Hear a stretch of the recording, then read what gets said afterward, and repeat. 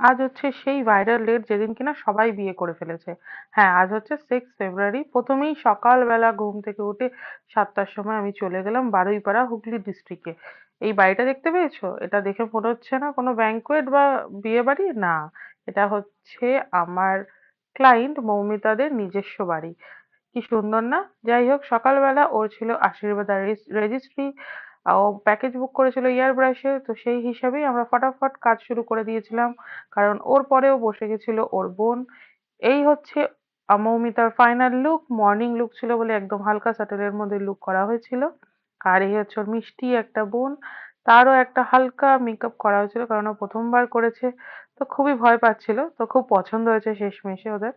এরপর আমরা রওনা দিলাম কলকাতায় ফেরার জন্য।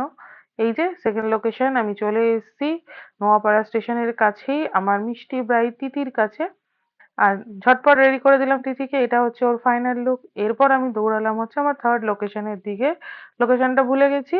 তো এটা আমার আজকে ডাস্কি ব্রাইড ছিল পারমিতা।